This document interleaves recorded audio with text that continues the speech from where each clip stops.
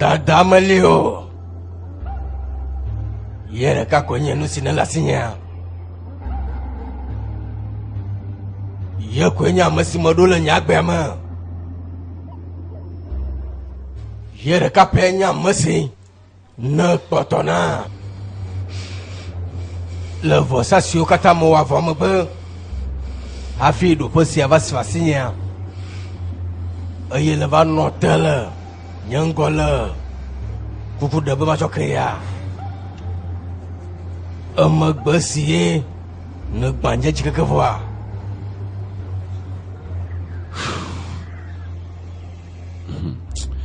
Nolaga. Hodin se nyemunye bona letwe viwe onyon.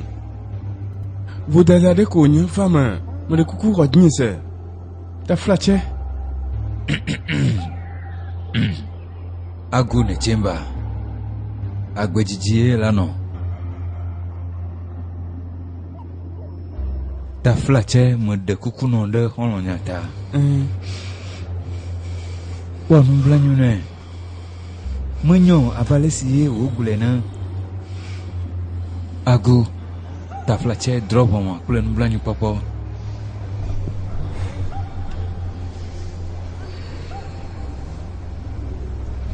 Bond.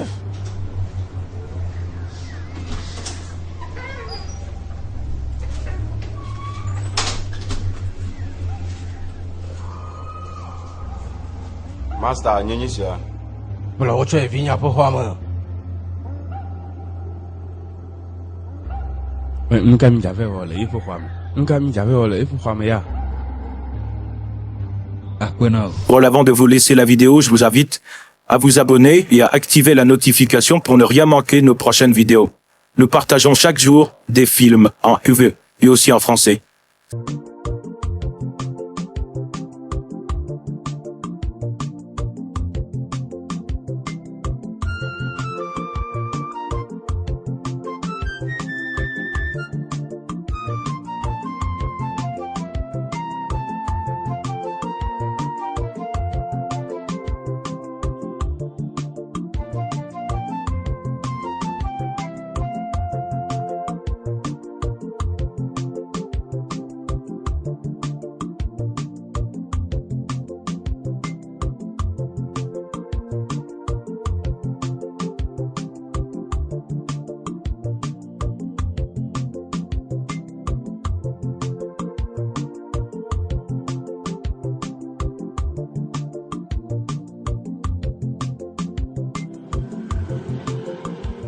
Hey, Dixon! Hey, Winisia! Nyevelia, Le Tronto! Akpeno, Gatro Bleke, Yimamblo! Muka onyo nevel la fisia. Challenge nya jare onyan lo, mchinya jare nto onyan, alaka so, eleba gbeto wadunwe, matine kuna nemore, agwere funto, moja agba jido kakamchiko gaka esinti mo ba ka yin si amole la fisia no popon. Hai, ohanlo. Mo le bonano dosia to gbonmure. Modula hambo etete dele jibe makwa. Mole si ambo matin kwa namdu na tete chale gbena aleke no ino. Da kwena mawlo. Asa Steve ade han. Steve esi mi khoda seri gbane ko Steve joe kaka blotie mo ko tropo ba hade o. Da blotia. Enchwe. Hey. E trozo ti mona davo. Hey asa le kwesentolo va mi do voama. Enyo. Neve no va favore.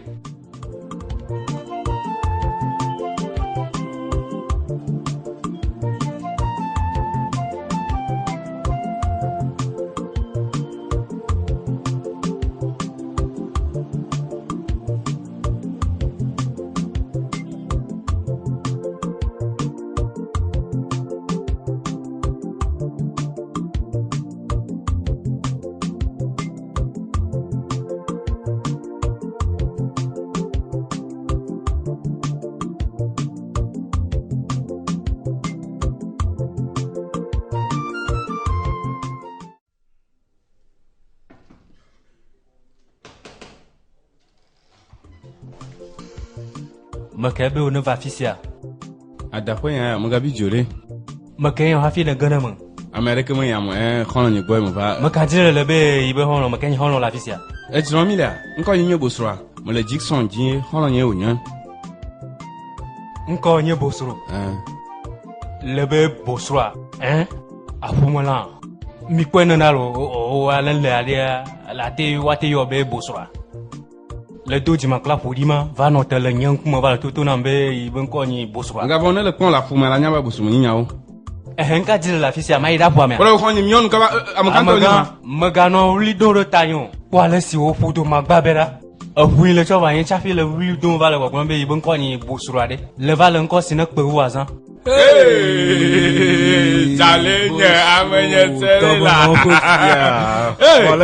Alaka le do ha. Kululo. Wala si wala mbobora. Ma fodo na e. Ko wakum chola yin alo driver we o. Mo buna mo lo. Mo kan yin BOSROA bone mo yin BOSROA nka mo la ko bo ni me afu mo. Apeto nye mo yen mo lo to kwa le si. Mo kan yin ni ka ko ko e wa te yo be BOSROA.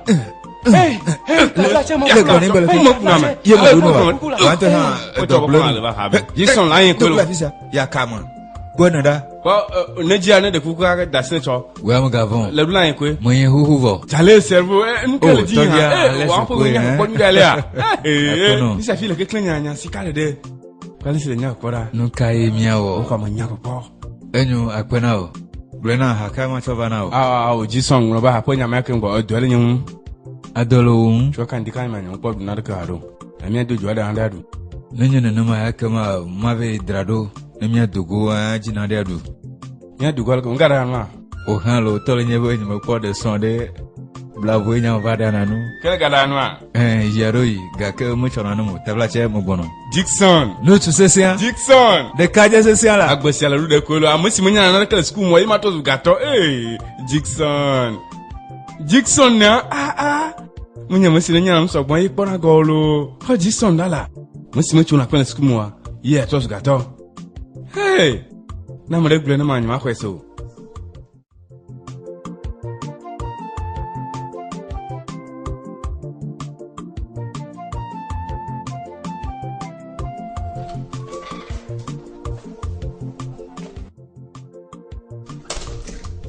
Tonye. Macho brandy alo whisky vana wa. Ta whisky vana. Tonye. Nuka tene be whisky ye yanu. Mwenye de brandy mo jona jinamu. Gakene yinyu to swa. Mabanu na wa mo vea. Anyo masi Tonye, mogbono. Anyo.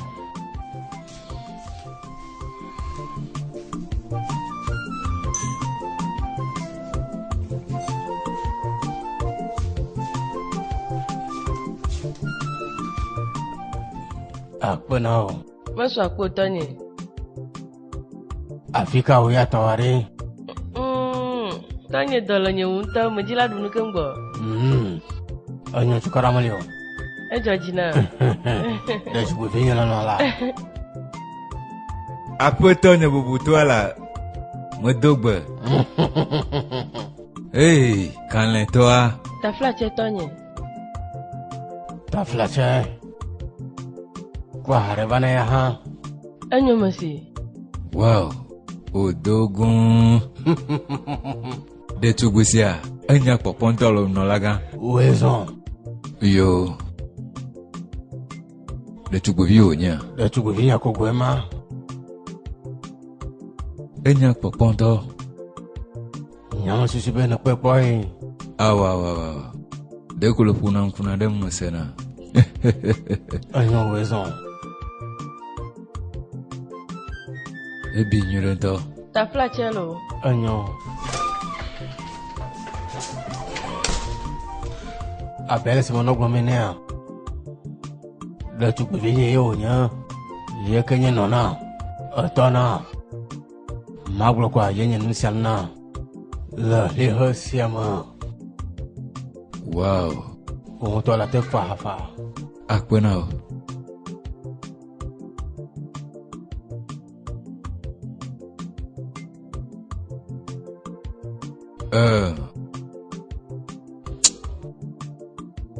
Agu.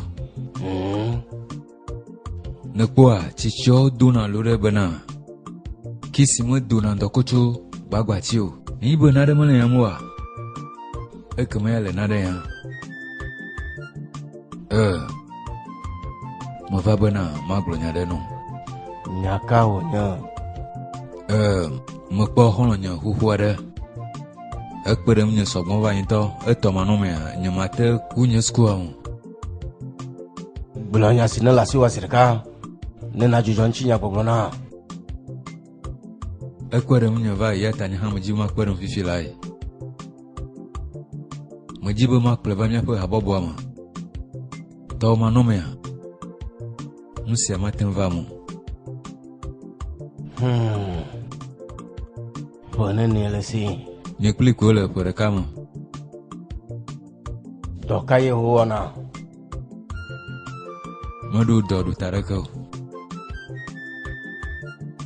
Ɖe ne ƒo nuku ɖe mia nu ne ya?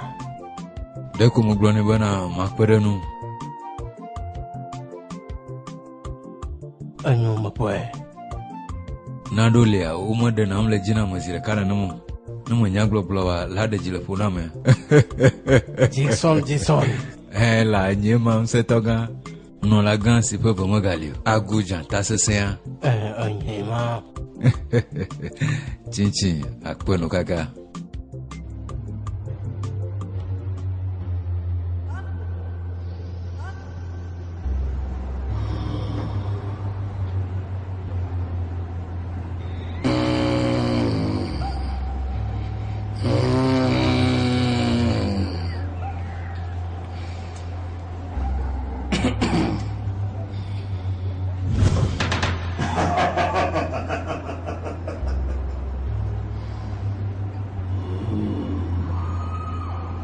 Ha.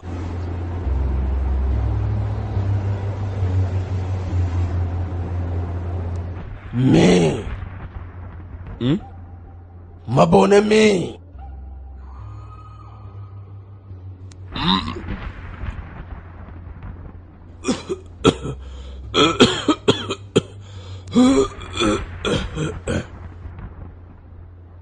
Azwan trozo.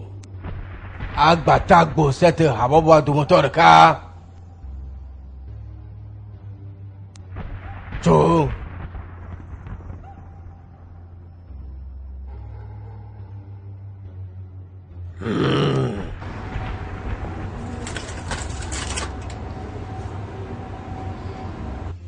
Ha. Agbo fami ya yira ye onyo. Nyɔnu ɖe sia ɖe si gbɔ yina ya zã kɔndɔm na tsɔ na misi asisina ɖe nu. Wotri sia wotri adea la tsɔ na nyɔnu ame eve atsɔ sana vɔ.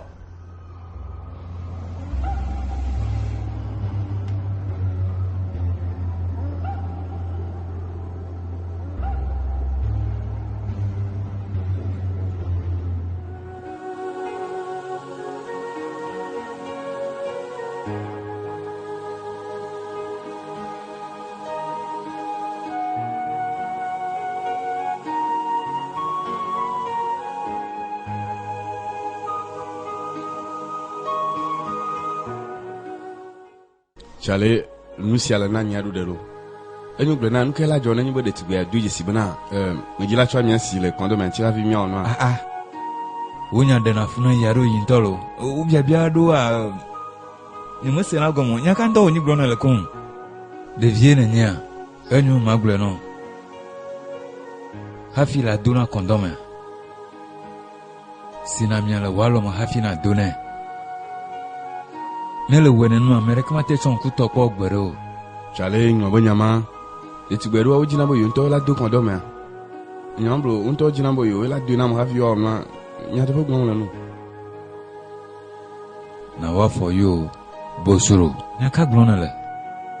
Ewa be medzila se nye nyagɔm no enyo miadzo ŋlɔ be nyama da ɖe kom. Gblɔ nam aleke madɔ nyɔnu gbɔ kɔa galava na ɖo. Ŋuse gɔm. Bosro de la te wɔ nu si wo bia tso gbɔbo ne wa kengboa. Ŋlɔ be yama ne wa na wɔ nu si ƒe nyawo gblɔ no wa. Mega hanu ku ale si gala wa va nu. Ale si gala va. Me kafia ɖeke na wo. Ede fulo. Me kpɔtɔ le dzi xɔ le sesema. Ele ne nya ɖo ɖe kɔa. Aleke wa be madɔ nyɔnu gbɔ kɔa galava na ɖo. Aleke wa hafi va ɖo. Nuka la na galava. Nuka la hã gatsɔ va ne. Le kpɔ biabia si wo wɔna va le na fifi la ya. Mo nye le du la o no, mia fu no la gen la o na. Mo no jijin la bio ga ke mo nglo be. Le nglobe. Eh. E ne vale nya bien ma. Enyenye wo no la. Enyo mo se ga ke nya nyi mo kwese bana ma don no gbo kwa galava no ne mo nka ji gala to ba nu se go mo le kokona nyolo. Take it easy, you know, yeah. Wait for your turn, you know, yeah. Marupa no chifu, oh. Marupa baby, yo.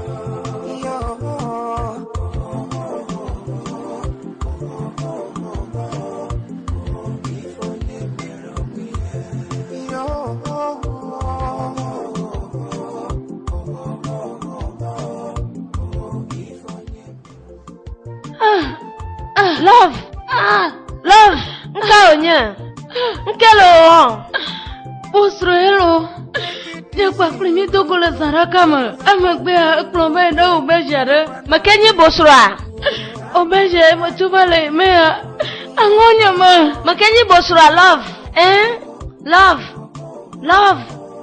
Love. Makaonya ha, Makaonya dasena.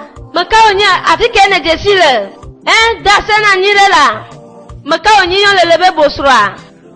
Makaonya. Love makaonya ha. Love pona la Makaonya. Alake nwa joro. Love makenye BOSROA ha, Glena.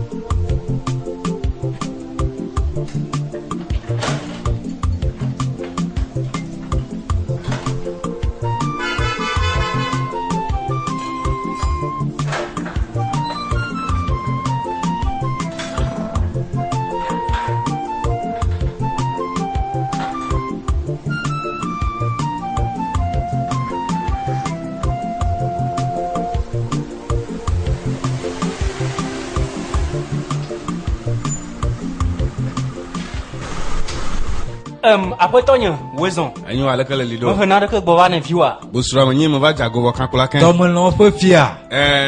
La vie si comme la mamlo la fois ma. Hey. Enyema. Kola ke. Ya. Eje mo azon. Wa fe ma le kwa be paradis somene. Akpeno kaka serenye. Ni ma blo ape nyakpo ale pepe. Ye mala, ye ma. Nto han paradis onyisia. Le ma jiji me yin ko nya la du gomo sese. No yon bo BOSROA wa nye ba fumo mo chunya o. BOSROA la. Tu bo fi ala kana lido. Mina me ha mi anu nu akpo jonyu de. Jajina. Yeah. Hey. On ne va do ga top po de mo bo.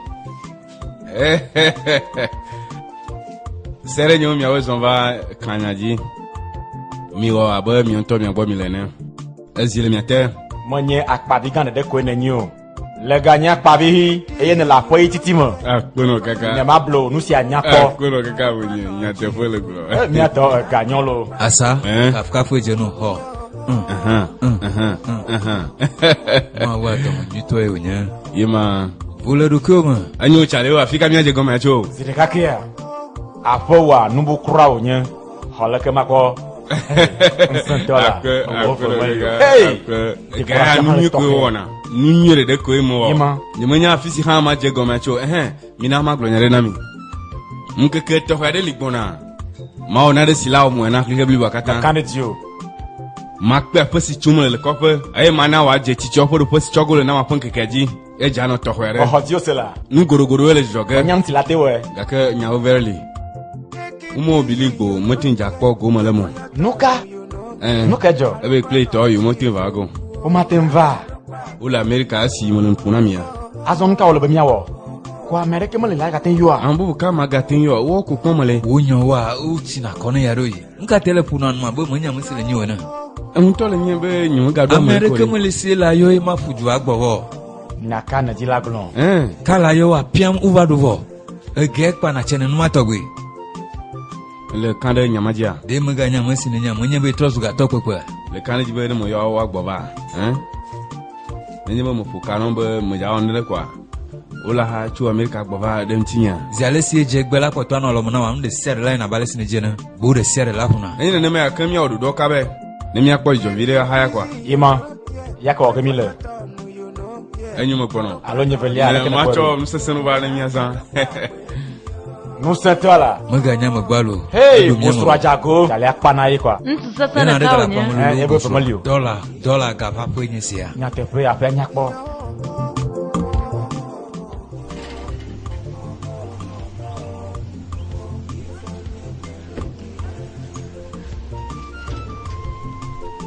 Nuka tena klon do vale yin. Mo klon no bo nu ma joji na mu. le kwa nya nye ba nya ba ti se mo nya ma si le nyu wo ji do do e ma ti la kpo Unless mo do je yiko ya kona le. eye amake ne nye Mo klon ya sina jila se anovo. manya gake Nuka kene joji no.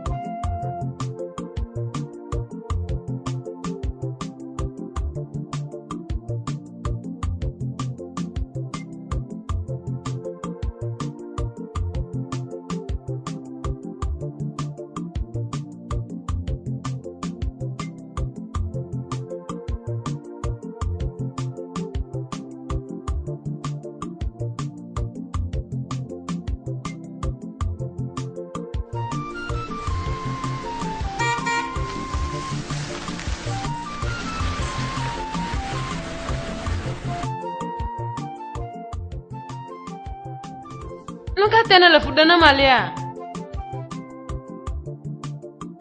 heyo Nuka pa fudana le na. ma to ta fla cha ne nya ma le fu de na wa Nuka jina le. awo ti ma le Ta fla chele be. ma ba wo ti ma le Na le nyaji alako. cho nke ke gban to si die nya nku kpo wa wo nu je dinam eye wa gbono na we be na ma di la le de nu osogbon Nye tu matritre ya lo. awo meye mo gake ede na wo tu be de afina le no ma bubu mo Wow. Anyonto. Nuka na le mo kona chogbonya. menye be ma de funu wa de nya te po nya kpore avu afonu a Afisi anyoka kachani. La tenglo nya selasiwa. enyo na ma je egon me alia nko nyenye ifanyi chuku gato kpantoa le ihala drama Oyo na mbevera. enyo nto o nkwa jojinem gake de la tengere vwa me anyeme la se la glombe awo ma jojinemo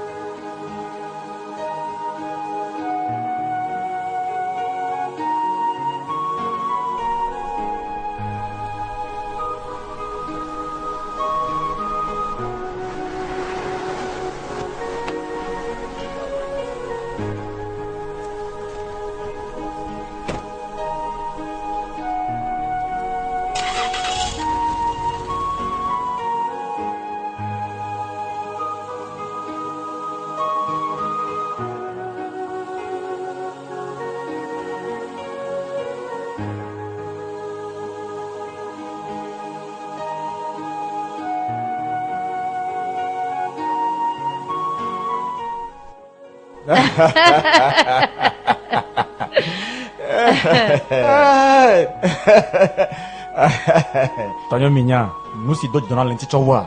Yenya lesi osi naka. Nyonto mi pora enye gansia de chugbevi sema ha. No edoku won le monen. Enye sinye gato kwanto. So ihala. Nyate pea. Le tugbere pour un coup vieux de courir. Et tout le monde. Un coup est bané.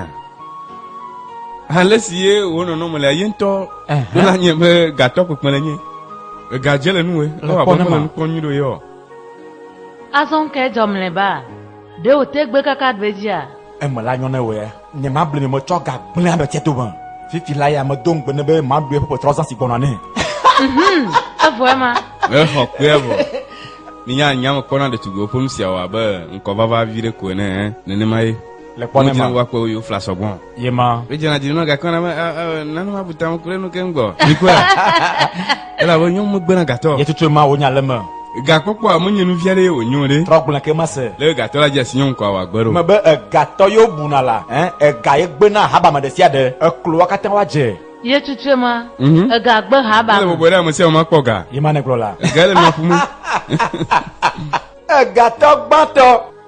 Tonyo, mi la fi ma yige. Yi hotinye se. Bobo wa le. Na po 3 ans, mi a ye gbo le retrisia fo kuku, ai zanga, la fi ma funya. Mi a ga de mi a do mi a de musu ya be gatian o. Ele be wa die hon mo dare mi wa gbeplo. Ne bosu jago amore kela kan mo de wa sugbon afia. Yema jagovo. Bosro jago. Amasia me ne ba kan. Bosro vadola. Ye totalement, wan to kuma de. Mo jagovo ya ta nu ba dogo sogbon. Ale bo ati kan, no le kan ha mo voga olo nyamale. Ne le sia kan ti wan to ha o nya. Yo. Oblo la oblo sia, Ebo, ngaba janyolo no tekengo no tema pora, fomento le shoko dare. Le pai wonu jojinanto, aka kom na bacheji alaleko, aka kosia. Nga una mola. Gua.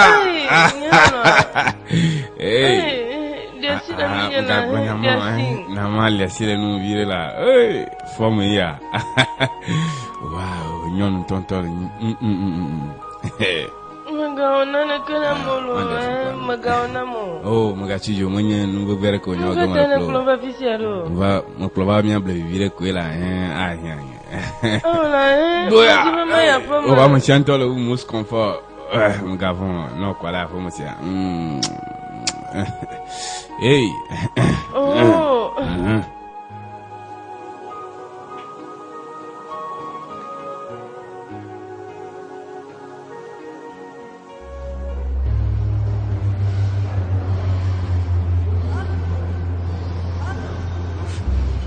Ago modeta gunao.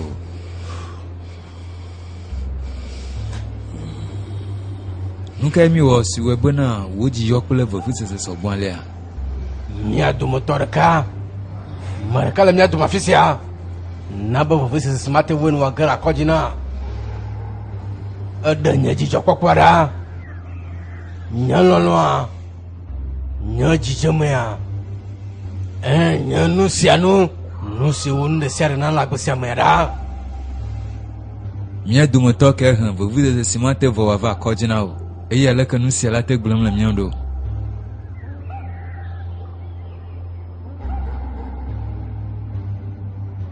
Mi ponu sera.